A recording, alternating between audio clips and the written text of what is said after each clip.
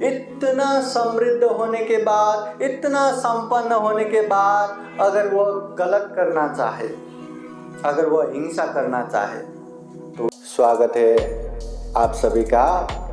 आप लोग देख रहे हैं बुद्धास टीचिंग चैनल और हम यहाँ महाकारुणिक तथागत बुद्ध और उनके शिक्षाओं के विषय में चर्चा करते हैं।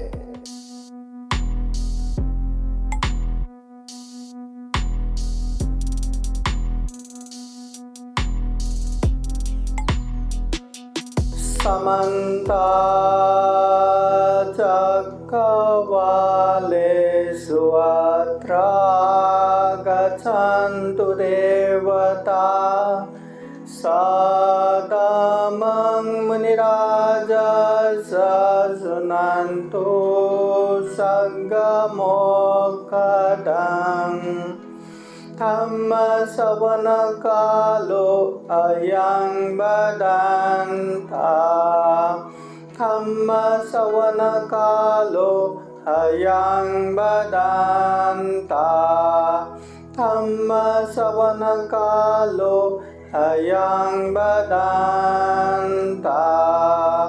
नमो तस्स भगवतो अरहतो सम्मा सम्बुद्दस्स। नमो तस्स भगवतो अरहतो सम्मा सम्बुद्दस्स।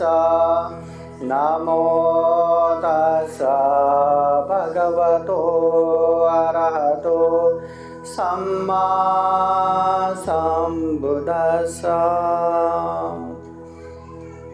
महाकारुणिक तथागत भगवान बुद्ध को त्रिवार वंदना।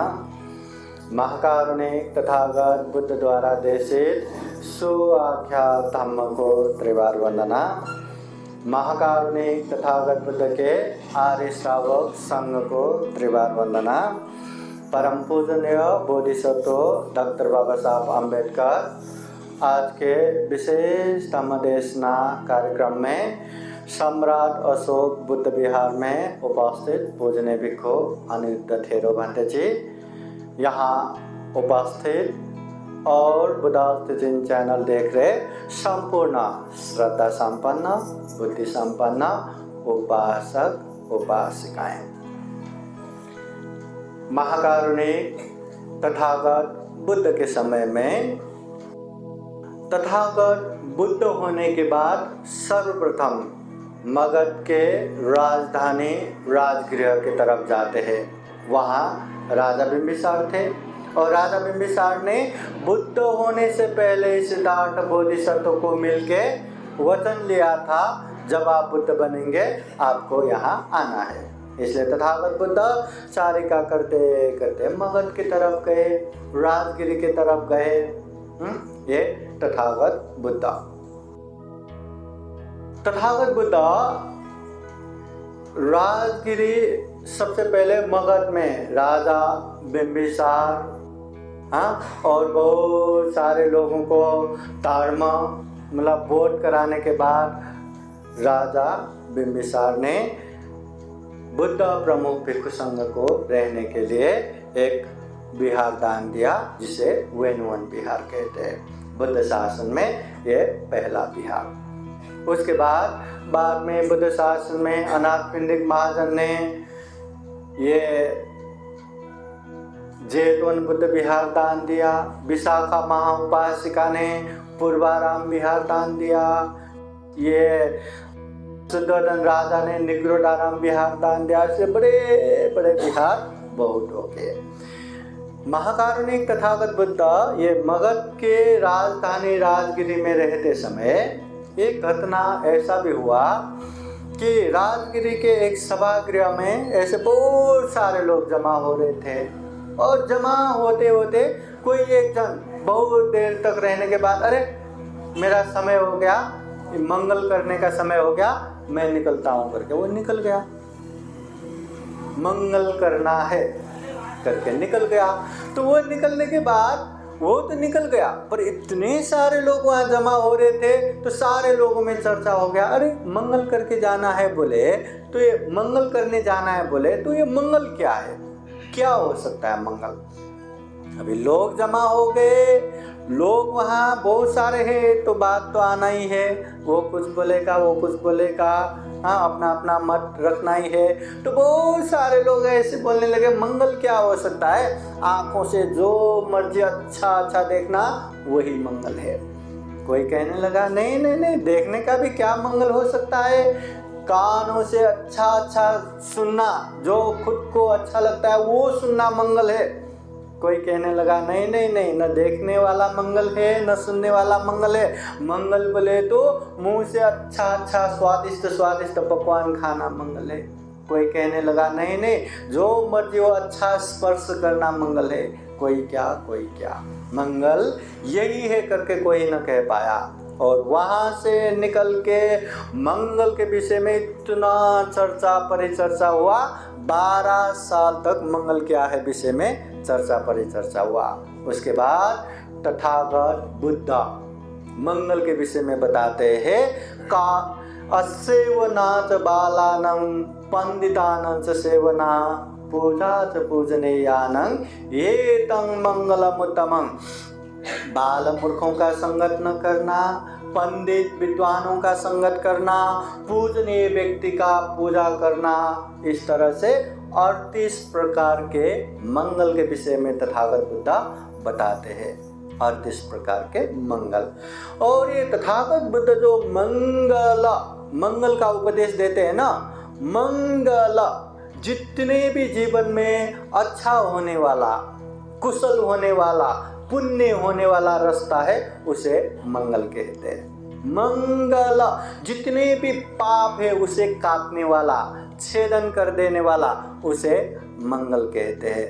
मंगल इधर भी सुखमय बनाने वाले, उधर भी सुखमय बनाने वाले, यहाँ भी सुख शांति देने वाले, वहाँ भी सुख शांति देने वाले, अभी भी बीच में भी अंत में भी सुख शांति देने वाले, ऐसे मंगल तथागत बुद्ध बताते हैं। वो 38 प्रकार के मंगल आज के समय में परित्राण पाठ करते समय भी हम यह मंगल सूत्र का पाठ करते हैं। 38 प्रकार के मंगल, ये 38 प्रकार के मंगल में महाकारुणिक तथागत बुद्ध ऐसा भी कहते हैं, कालेन धम्म सवनं एतं मंगलमुत्तमं। समय समय पर धम्म देशना सुनना ये मंगल है। जो हम धम्म देशना सुन रहे हैं ना, धम्म की बातें सुनना, ये महाकारुणिक तथागत बुद्ध के उपदेश सुन रहे हैं। और तथागत बुद्ध के उपदेश, एक एक उपदेश भी पूरा जीवन सुख शांतिमय बनाने के लिए प्रशस्त है। बस उसको समझना है, उसको महसूस करना है, उसे पालन करना है। एक एक तथागत बुद्ध के वाणी हमारे जीवन को बहुत अच्छा बना सकते हैं। तो ऐसे बुद्ध वाणी धम्म देशना सुनना ये मंगल है। तथागत बुद्ध ये भी कहते हैं, कालेन धम्म साकच्छा ये तं मंगलमुत्तमं। समय समय पर जो हम धम्म चर्चा करते हैं ना, धम्म की चर्चाएं करते हैं, छल फल करते हैं, डिस्कशन करते हैं, ये भी मंगल है। धम्म चर्चा करने से बहुत सारे संदेह शंका उपशंका दूर हो जाता है। जो भी हमें ये है कि वो है, ऐसा है कि वो ऐसा है, ऐसा जो लग रहा है ना, धम्म चर्चा से वो भी खत्म हो जाता है। इसलिए महाकारुणिक तथागत बुद्ध कहते हैं, ये धम्म देशना सुनना भी मंगल है, ये धम्म चर्चा करना भी मंगल है। तो अभी हम ये जो धम्म देशना सुन रहे हैं, ये मंगल है कि नहीं? मंगल आहे कि नहीं आहे? मंगल तभी मंगल हो सकता है जब हम जो काम कर रहे हैं, जो कर्म कर रहे हैं, उसमें पाप का रास्ता छेदन हो, सुख शांति का मार्ग खुल जाए। इसलिए धम्म देशना सुनना मंगल है, मगर धम्म देशना सुनते समय आप लोगों के मन में बहुत ही बेचैनी हो रहा है, अरे इतना समय हो गया, घर जाके खाना बनाना है, खाना खिलाना है, ये करना है, वो करना है, अरे कब खत्म होगा, ऐसे बेचैनी बेचैनी होके बैठा तो मंगल हो जाएगा क्या?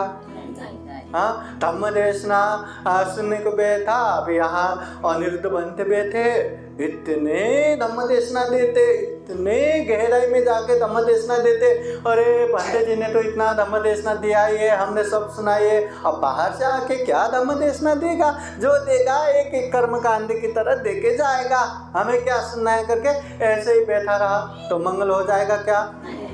हाँ, मंगल तब मंगल होगा जब आप लोगों के मन में श्रद्धा चित्त होगा। श्रद्धा चित्त बहुत ही महत्वपूर्ण है। श्रद्धा रहा तो आप लोग ध्यान से धम्म देशना सुन पाएंगे, नहीं तो आधा घंटा एक घंटा एक ही जगह बैठना आसान है क्या? हम क्या मूवी देख रहे हैं क्या? हम क्या नाच गान देख रहे हैं क्या?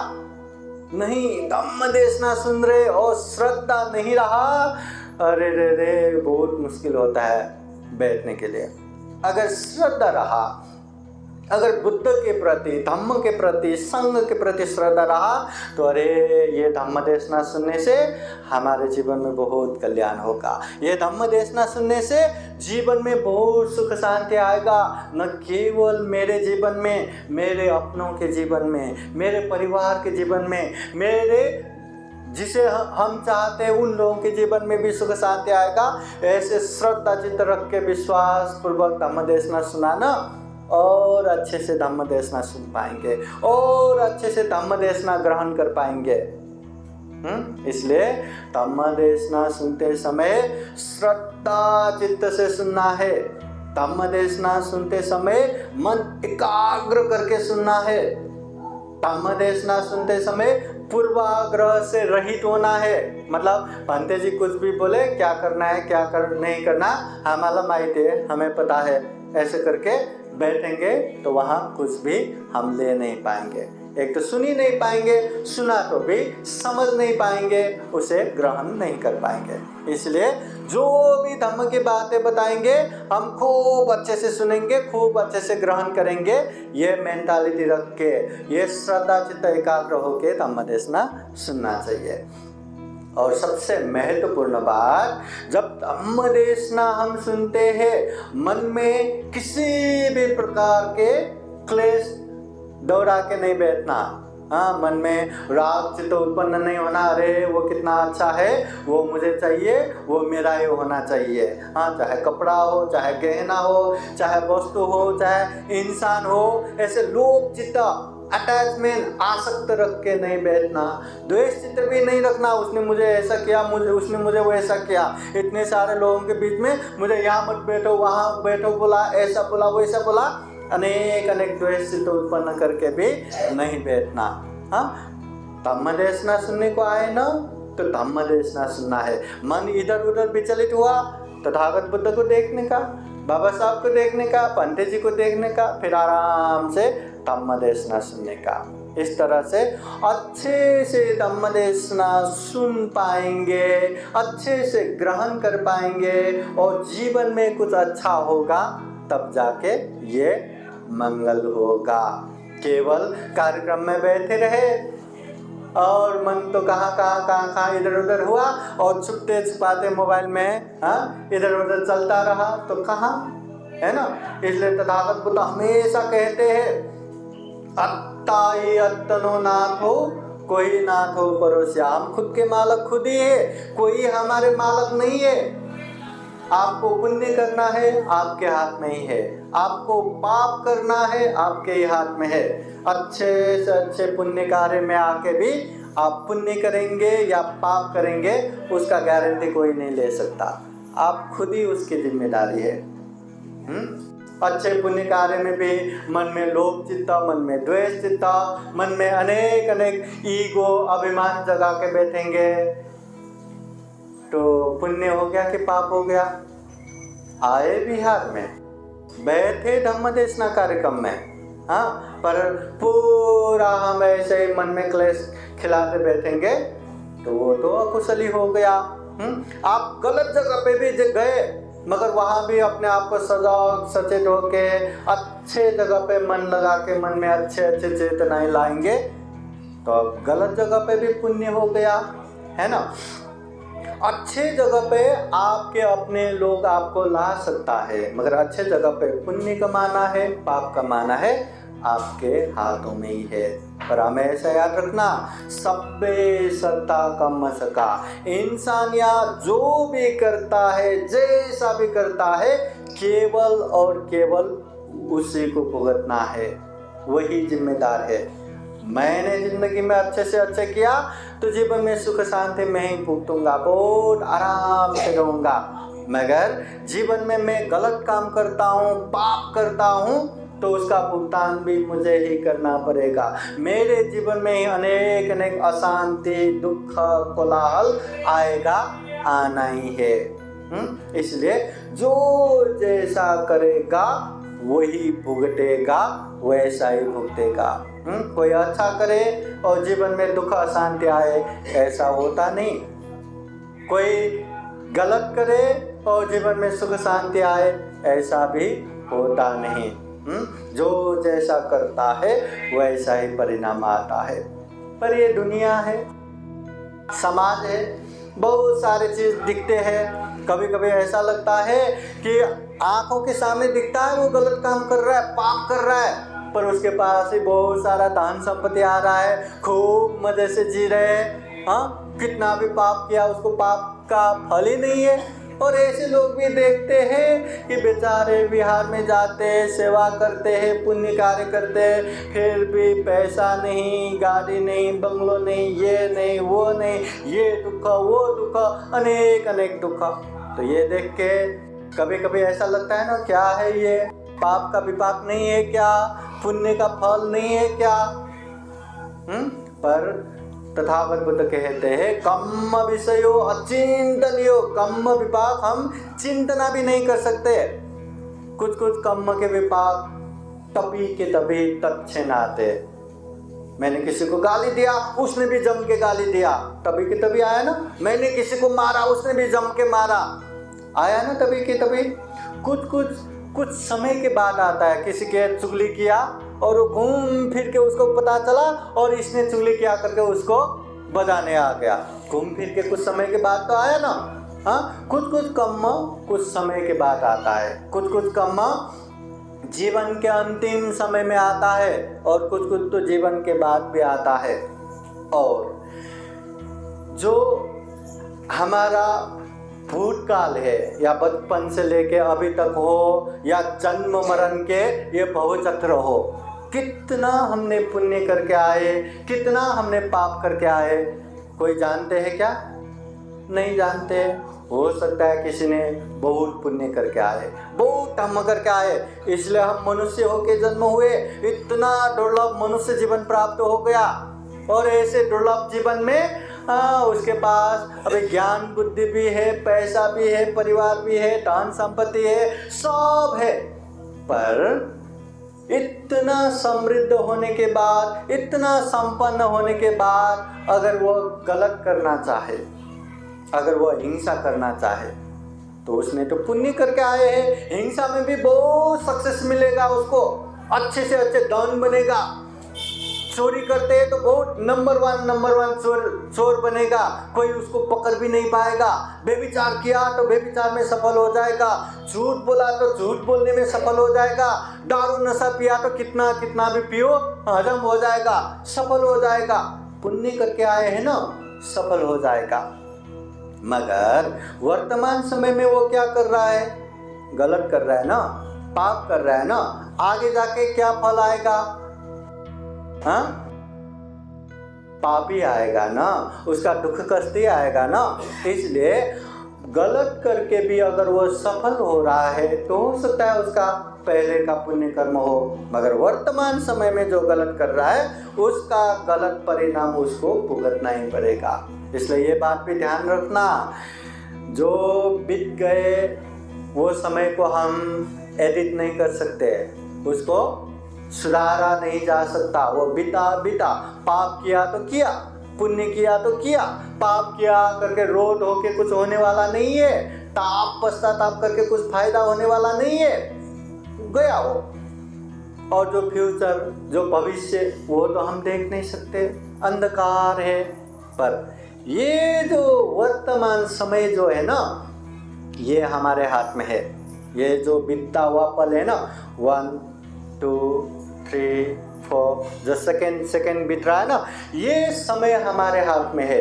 हम चाहे तो अच्छे से अच्छे पुण्य करते हुए, अच्छे से अच्छे धर्म करते हुए हम बिता सकते हैं, और हम चाहे तो बुरे से बुरे, गलत से गलत करके भी हम ये समय को व्यतीत कर सकते हैं। पर अच्छा करेंगे तो उसका परिणाम अच्छा आता ही है। आप कोई भी धर्म मानने वाले हो, कोई फर्क नहीं पड़ता, आप बुद्धिस्ट हो या नॉन बुद्धिस्ट हो, कोई फर्क नहीं पड़ता। आप बुरा करेंगे तो प्रकृति उसको बुरा परिणाम देता ही है। आप अच्छा करेंगे तो प्रकृति उसको अच्छा परिणाम देता ही है।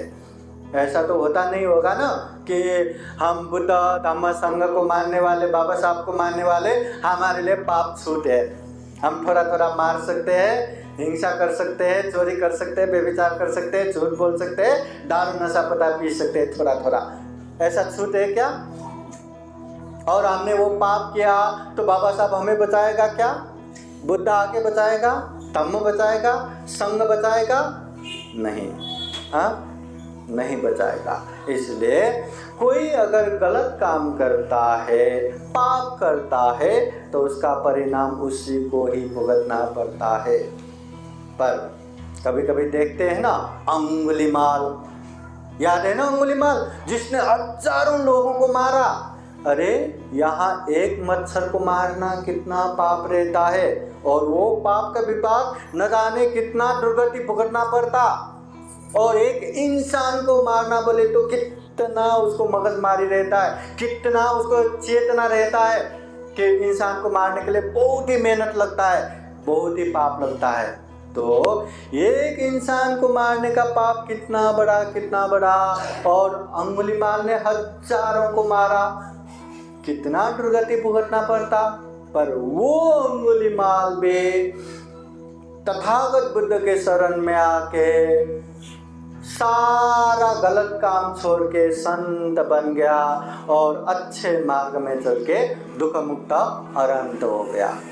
उसके बाद उसका पूरा दुर्गति का मार्ग बंद हो गया, अभी उसका दुर्गति नहीं है।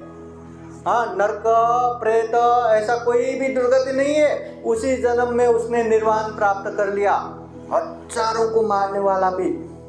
और यहाँ छोटे छोटे एक मच्छर को मारते हैं तो वो दुर्गति में जाते हैं। पता है क्यों? कभी कभी नदी में हम एक कील छोड़ते हैं, डूबता है या ऊपर ही रह जाता है? हाँ, डूब जाता है। पर कभी कभी ऐसा भी हो सकता है कि वहाँ हजारों कील नदी के ऊपर डाले और वो न डूबे। बस हमें क्या करना है, छोटा सा एक नाव बनाना है। नाव के ऊपर हजारों कील भी डाले तो डूबेगा क्या? नहीं। ऐसे ही धम्मो हवे रक्षति धम्मचारी, जो धम्म करने वाले हैं धम्म उसके बरोबर रक्षण करते हैं। हाँ, कितना भी गलत करने वाले हो, कितना भी पाप करने वाला हो, मगर पाप को पाप समझ के, गलत को गलत समझ के, अब से ऐसी गलत काम नहीं करूँगा, अब से ऐसी पाप नहीं करूँगा करके वो अच्छे मार्ग पे चलेंगे, अच्छे पुण्य कार्य करते जाएंगे, तो वो पाप को भी लपेटते लपेटते वो पुण्य कार्य बहुत ज़्यादा हो जाता है, और बाद में वही पुण्य सुख शांति का कारण भी बन जाता है, दुख मुक्ति निर्वाण का कारण भी बन जाता है। इसलिए जागा तो सवेरा हुआ, होश रखना जरूरी है, स्मृति रखना जरूरी है। हम गलत करते हैं ये बड़ी बात नहीं है, इंसान है, गलतियां तो हो ही जाता है, क्योंकि हम चलते फिरते इंसान है।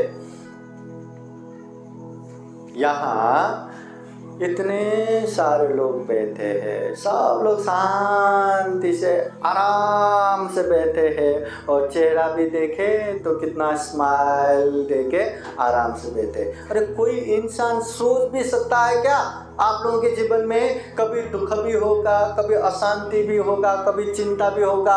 सोच सकता है क्या?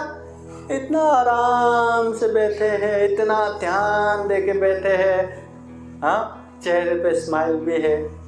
कोई सोच सकता है क्या? नहीं। पर जब आप लोग यहाँ से जाएंगे, घर में अकेले पड़ेंगे, तो इतना कि दुनिया भर के दुख कष्ट मेरे ही जीवन में है जैसा एकदम चिंता युक्त होके बैठते कि नहीं, अशांति रहते कि नहीं? इसका कारण क्या है कि हमने पुण्य बहुत किया है, धम्म बहुत किया है, इसलिए हमें इतना दुर्लभ मनुष्य जीवन प्राप्त हुआ। उसके बावजूद भी हमने गलत काम भी बहुत किया होगा, हाँ, पाप भी किया होगा, इसलिए उसका ये दुख तकलीफ भी आ रहा है। इसलिए तथागत बुद्ध कहते हैं जो जैसा कर्म करता है उसको वैसा ही कर्म विपाक आना ही है, आने से कोई नहीं रोक सकता। अगर कोई इंसान गलत काम करे, पाप करे और बाद में उसको पता चला कि मैंने तो खूब सारा पाप किया, अब मैं क्या करूं, कहाँ जाके छुपूं? तथागत बुद्ध कहते हैं कोई व्यक्ति पाप करता है और वो पाप से भागना चाहते हैं, वो पाप से छुपना चाहते हैं, तो यकीन मानिए पाप से बचने की जगह न पानी के अंदर, समुद्र के अंदर बैठ के बच सकता है, न आकाश में छुप के बच सकता है, न जमीन में, पहाड़, कंदरा, गुफा, जंगल में छुप के बैठ सकता है, बच सकता है। पाप से बचने की जगह इस दुनिया में कहीं कहीं भी नहीं है। अगर कोई पाप करता है तो उसका दुष्परिणाम हमें भुगतना ही है। अच्छा एक बात बताइए, हमें जीवन में सुख चाहिए या दुख चाहिए? शांति चाहिए या अशांति चाहिए? और हमेशा ये बात याद रखते हैं कि नहीं, सुख चाहिए दुख नहीं चाहिए, तो हम सुख के मार्ग पे है कि नहीं? कहीं दुख के मार्ग पे तो नहीं जा रहे? शांति के मार्ग पे है कि नहीं? कहीं अशांति के मार्ग पे तो नहीं जा रहे? ध्यान रखना जरूरी है।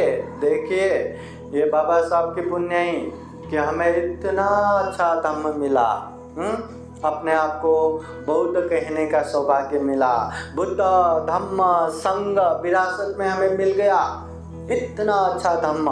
बस वो धम्म को हमें जानना है, समझना है और पालन करते करते जीवन सुखमय बनाना है, शांतमय बनाना है। मगर धम्म को न जानते हुए, न पालन करते हुए, केवल अपने आप को मैं बौद्ध, हम बौद्ध, मैं बौद्ध ऐसा ही कहते फिरते रहेंगे, क्या बुद्ध धम्म संघ हमें वरदान देगा? क्या बुद्ध धम्म संघ हमें भर भर के सुख शांति ला के देगा? क्या नहीं देगा। अगर सुख चाहिए, शांति चाहिए, तो वो सुख शांति के मार्ग पे हमें ही चलना है, कोई हमें वहां पहुंचा देने वाला नहीं है। इसलिए तथागत बुद्ध भी बार बार कहते हैं तुम में ही के चंगा तपो अखा तारो तथागता, चलना तुम्हें ही है, करना तुम्हें ही है, हमें ही है। बुद्ध केवल राह दिखाता है, बहुत करुणावान है, अनुकंपा रखते हैं, खूब मैत्री करुणा पूर्वक तथागत बुद्ध बताते हैं देखो ये दुख है, ये दुख का कारण तृष्णा है, ये तृष्णा मुक्त निर्वाण है, और निर्वाण पहुंचने का ये आर्य अष्टांगिक मार्ग है, ये मध्यम मार्ग है, शील समाधि प्रज्ञा का मार्ग है। इस राह पे चलेंगे तो सभी दुख को खत्म करके निर्वाण पहुंच सकते हैं। और मैं वो निर्वाण पे पहुंचा हूँ, मैंने वो निर्वाण प्राप्त किया है। आप लोग चलेंगे तो आप लोग भी प्राप्त कर सकते हैं। बहुत ही मैत्री करुणा पूर्वक तथागत बुद्ध बताते हैं। और जिसने तथागत बुद्ध के धम्म को जाना, समझा और वो मार्ग पे चल के परिपूर्ण हो गया, वो लोग दुख मुक्त मार्ग फल प्राप्त किया, कितनों ने श्रोतापत्ति, सकितागामी, अनागामी और कितने तो दुख मुक्त अनंत। दुख मुक्त अनंत होने वाले, निर्वाण होने वाले यहाँ न केवल 100-200, न केवल 1000-2000, न केवल लाख 2 लाख, करोड़ों करोड़ लोगों ने दुख मुक्ति का मार्ग फल प्राप्त किया है।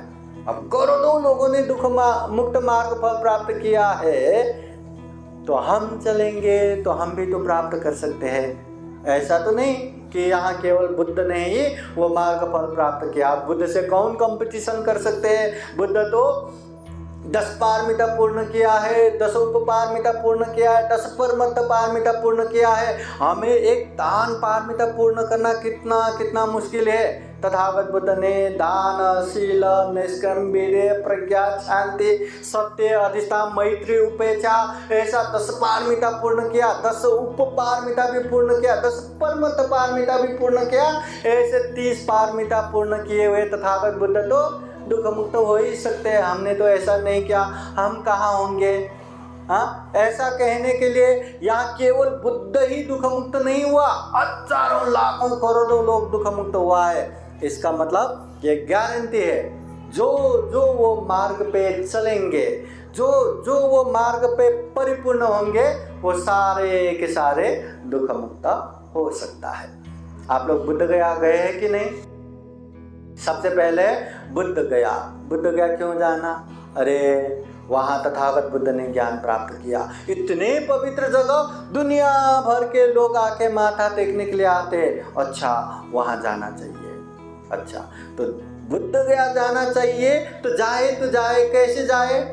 हाँ, तो बस से गए तो ऐसे ऐसे जा सकता है, ट्रेन से गए तो ऐसे ऐसे जा सकता है, खुद का ट्रैवल से गए या कार से गए तो इस तरह से जा सकता है, या प्लेन से गए तो ऐसे ऐसे जा सकता है।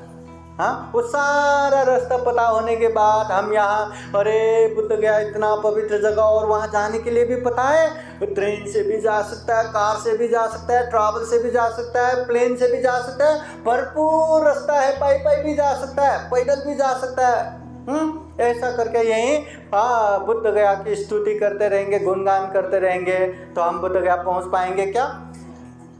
अरे इस इंसान ने जिंदगी बाद मेरा स्तुति किया करके बुद्ध गया यही प्रकट हो गया, हमें तथास्तु कहने आएगा क्या? आएगा नहीं। बुद्ध गया जाना है तो बुद्ध गया की तरफ जाना ही पड़ेगा, और तब तक जाना पड़ेगा जब तक हम वहाँ नहीं पहुँचेंगे। बीच रास्ते में छोड़ के आएंगे तब भी नहीं पहुँचेंगे। वैसे ही तथागत बुद्ध ने भी दुख से दुख मुक्ति तक का मार्ग अच्छे से बताया है। बस हमें परिपूर्ण रूप से वहाँ चलना है, पहुँचना है, तो दुख मुक्त होता ही है। और यहाँ दुख मुक्त होने वाले ढेर सारे लोग हैं, तो हम भी हो सकते हैं। ये तथागत बुद्ध के उपदेश है, इसलिए तथागत बुद्ध हमेशा उपदेश सुनने वाले उपासक उपासिकाओं को कहते हैं, सुनात तारेत चरात धम्म, ये धम्म को अच्छे से सुनो, सुने हुए धम्म को अच्छे से ग्रहण करो, और जो ग्रहण किया वो धम्म को अच्छे से परिचय करो, क्योंकि हम इंसान है, सर्वश्रेष्ठ प्राणी है। हम में चिंतन मनन शक्ति है, विवेक बुद्धि है, प्रज्ञा है, हर चीज को अच्छा बुरा, कुशल अकुशल, योग्य अयोग्य, उचित अनुचित अच्छे से जान सकते हैं। इसलिए अच्छे से परिचय करके अगर ठीक है, उचित है, कुशल है, धम्म है, तो उसे पालन करो। पालन करते आगे बढ़ो। नहीं, ये जो सुना ये ठीक नहीं है, ये कुशल नहीं है, ये धम्म नहीं है, इससे हमारा कल्याण होने वाला नहीं है, तो उसको अलग रखो। जो समझ में आया, जो अच्छा लगा, उसे अच्छे से पालन करके आगे बढ़ो। इसी में हमारा कल्याण है। ऐसा भी नहीं होना चाहिए, अरे ये बुद्ध का उपदेश बहुत अच्छा है, इससे हमारा जीवन सुख शांतमय हो सकता है, पर अभी मेरे पास टाइम ही कहाँ है, मुझे तो पढ़ना है, लिखना है, मुझे तो इतना काम करना है, इतना कमाना है, मेरे परिवार को ऐसा सेवा करना है, मेरे बच्चों को पढ़ाना है, मुझे ये करना है, वो करना है, अभी नहीं, हाँ, जीवन का अंतिम समय में, या मैं जब रिटायर हो जाऊंगा, या एकदम बुढ़ापे में जब मेरा कोई भी काम नहीं रहेगा तब पालन करूंगा, ऐसा करके कदापि नहीं बैठना।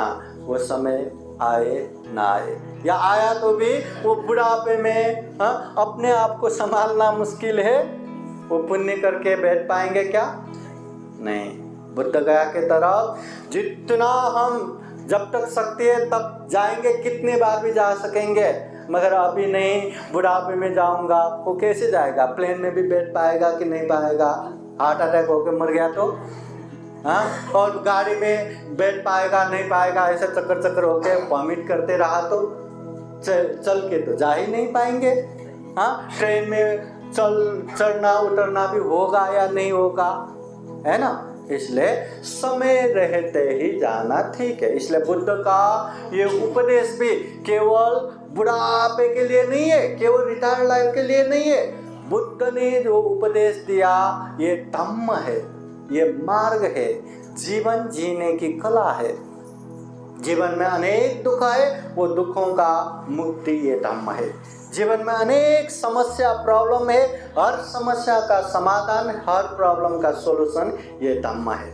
और ऐसा धम्म छोटे छोटे बच्चों को लिए भी चाहिए, स्टूडेंट लोगों को भी चाहिए, काम करने वालों को भी चाहिए, काम करवाने वाले लोगों के लिए भी चाहिए, घर में काम करने वाले, बाहर काम करने वाले, बच्चे जवान बूढ़े सबके लिए चाहिए। जितना धम्म जानेंगे, जितना धम्म पालन करेंगे, उतना जीवन में सुख शांति आएगा ही। इसलिए तथागत बुद्ध हमेशा कहते हैं, पुण्यं चे पुरिसो कैरा कैरा थे तं पुनः पुनः तम्मि छन्दं कैराथ सुखो पुण्यसौ जयो।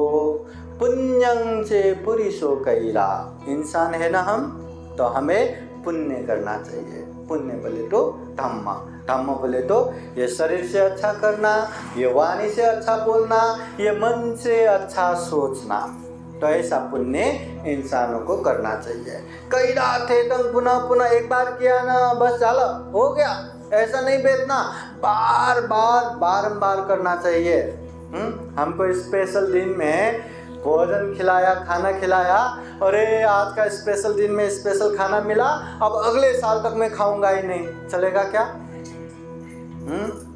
नहीं चलता, हमें तो अगले दिन ही लगेगा या वही रात को ही लगेगा। वैसे ही शरीर के लिए जो आहार चाहिए वो तो बराबर लेते हैं, मन के लिए भी आहार चाहिए, और वो भी अच्छा आहार चाहिए, उसके लिए पुण्य करना चाहिए। वो पुण्य बार बार बारंबार करना चाहिए। तम्मि छन्दं कैराथ, ये पुण्य करने से क्या मिलेगा? तथागत बुद्ध कहते हैं, सुखो पुण्य शौचयो, उच्च प्रकार के सुख मिलेगा, महान सुख मिलेगा। जो व्यक्ति पुण्य करेगा उसको अभी भी सुख मिलेगा, बीच में भी सुख मिलेगा, अंत में भी सुख मिलेगा, और गारंटी मिलेगा। जीवन में खूब सारा पैसा आ गया, खूब सारा पैसा कमा लिया, उससे सुख आएगा या नहीं आएगा उसका गारंटी नहीं है। एक बच्चे ने मेहनत करके खूब पढ़ाई किया, डॉक्टर बने, इंजीनियर बने, बड़े बड़े बन गया, उससे सुख आएगा नहीं आएगा गारंटी नहीं है। पर जो व्यक्ति शरीर से, वाणी से, मन से पुण्य करना जानता है, धम्म करना जानता है, गारंटी है उसके जीवन में सुख भी आएगा, शांति भी आएगा। और ये तथागत बुद्ध कहते हैं। इसलिए उपासक उपासिकाएं जीवन में खूब सुख चाहिए, शांति चाहिए, तो हमें ही पुण्य करना है, हमें ही धम्म करना है। चाहे वो दान दे के हो, शील पालन करके हो, ध्यान भावना करके हो, धम्म देशना सुन के हो, धम्म देशना दे के हो, माननीय व्यक्ति की सेवा करके हो, या आदर सत्कार दे के हो, अनेक तरह से जैसे जैसे पुण्य करने का माहौल बनता है वैसे वैसे हमें पुण्य करना चाहिए, धम्म करना चाहिए। एक समय तथागत बुद्ध के पास एक शुभ मानव आके प्रश्न करते हैं, भगवान इस दुनिया में इंसान इंसान होके भी एक समान क्यों नहीं है? अब इंसान तो समान है ना, ऐसे ही हाथ पैर चेहरा सब वैसा ही है, इंसान जाति सब समान है, मगर वो समानता में भी कितना विविधता है। कोई गरीब है, कोई धनी है, कोई विद्वान है, कोई मूर्ख अज्ञानी है, कोई एकदम बलवान है, कोई कमजोर है, कोई खूबसूरत है, कोई घिनौना है, कोई उच्च कुल में जन्म होता है, कोई जन्म होते ही कूड़े कचरे में फेंका जाता है। हाँ, इंसान इंसान होके ये एक समान क्यों नहीं? कोई अल्पायु है, कोई दीर्घायु है, जन्म होते ही मर जाते हैं, कोई 100 साल 120 साल तक जीते हैं। इंसान इंसान होके एक समान क्यों नहीं है? उस समय तथागत बुद्ध संक्षिप्त में यही कहते हैं, सब्बे सत्ता कम सका, ये जो भी हो रहा है, जैसा भी हो रहा है, अपना अपना कर्म है। जिसने दूसरों के ऊपर मैत्री करुणा रखा वो दीर्घायु होता है, और जो दूसरों को हिंसा करते हैं, शोषण करते हैं, मारते, वो अल्पायु होता है। एक तो दुश्मन ज्यादा और उसमें चिंता तनाव इतना रहेगा, वो कितना ही जिएगा। और जो मैत्री करुणा रखेगा, शांति शांति, वो बहुत साल जिएगा। जो जीवन में ज्यादा मेहनत करता है वो धनी होगा, पैसा कमाएगा, और जो आलस होके बैठेगा वो क्या कमाएगा? जो कंजूस होके बैठेगा, जो दान देना नहीं जानते, वो दरिद्र होगा। हाँ, जो पढ़ लिख के मेहनत करेगा वो विद्वान बनेगा, इंटेलिजेंट बनेगा, और जो पढ़ेगा लिखेगा नहीं, कुछ ऐसे अच्छी चीज भी नहीं सुनेगा, वो तो अज्ञानी बनेगा। मतलब जो जैसा करता है वो खुद का ही कर्म है। उन समय में बाबा साहब का जन्म ऐसे में हो गया, पढ़ने लिखने के लिए भी कितना कितना मुश्किल हुआ, फिर भी आज दुनिया में सबसे पढ़ा लिखा व्यक्ति के नाम पे बाबा साहब का नाम है। सिंबल ऑफ नॉलेज के रूप में बाबा साहब को ही लिया जाता है। हमारे बौद्ध जगत में बोधिसत्व के रूप में बाबा साहब को लिया जाता है। हाँ, इसलिए अपना अपना कर्म है। जो जैसा कर्म करता है, जो जैसा काम करता है, उसका परिणाम उसको ही आता है। इसलिए ये कि माँ के पेट से जन्म हुए भाई भाई बहन बहन भी समान नहीं होता। जो अच्छे मार्ग पे गए उसका जीवन बहुत सुख शांतमय बनता है, और जो बुरे मार्ग पे गए उसका जीवन दुख अशांति से भरा हुआ रहता है। इसलिए जैसा हम कर्म करेंगे वैसा ही परिणाम आएगा। यादिशं वपते बीजं तादिशं हरते फलं। एक खेत में जैसा हम बीज डालेंगे वैसा ही वहाँ अन्न आएगा, वैसा ही फल फलेगा। हाँ, नीम का पेड़ लगा के आम आने वाला नहीं है। हाँ, कोई गलत करता है तो उसका अच्छा परिणाम आने वाला नहीं है। गलत किया है ना, आज नहीं तो कल गलत परिणाम आएगा ही। और जब वो गलत परिणाम आएगा, आंखों से आंसू गिरा के तरफ तरफ के बेचैन होके बैठना पड़ेगा। इसलिए महाकारुणिक तथागत बुद्ध कहते हैं, जीवन में सुख चाहिए तो सुख का मार्ग ये है, जीवन में शांति चाहिए तो शांति का मार्ग ये। कभी भी दुख के मार्ग पे, अशांति के मार्ग पे जाके सुख शांति मिलेगा ऐसा होता नहीं है। इसलिए इतना दुर्लभ जीवन मिला है। जितने भी प्राणी है उनमें सर्वश्रेष्ठ ये प्राणी है मनुष्य जीवन। इतना दुर्लभ जीवन मिला है, ऐसे दुर्लभ जीवन में खूब पुण्य करना चाहिए, खूब धम्म करना चाहिए। जितना पुण्य करेंगे, जितना धम्म करेंगे, उतना जीवन में सुख शांति मिलेगा। अपनी वजह से अपनों को भी सुख शांति मिलेगा, और ये दुर्लभ अमूल्य सर्वश्रेष्ठ जीवन भी सफल सार्थक होगा। ये तथागत बुद्ध के वाणी है। इसलिए आप सभी उपासक उपासिकाएं जीवन में अच्छे से धम्म देशना सुन सके, अच्छे से इसे मंगल कर सके, बुद्ध वाणी को अच्छे से समझ के व्यवहार में पालन करते हुए खूब पुण्य कर सके, खूब धम्म कर सके, और जीवन में ढेर सारा पुण्य धम्म करते हुए जन्म जरा व्याधि मरण से मुक्ता, जिसे विमुक्ति सुख कहते हैं, जिसे निर्वाण सुख कहते हैं, वह निर्वाण भी साक्षात्कार कर सके, ऐसी कामना करते हुए आज का ये धम्म देशना यहीं समापन करते हैं। सबका मंगल हो, सबका कल्याण हो। भवतु सबका मंगलम। साधु साधु साधु। बुद्धं नमामि, बुद्ध को नमन करता हूँ। धम्मं नमामि, धम्म को नमन करता हूँ। संघं नमामि, संघ को नमन करता हूँ।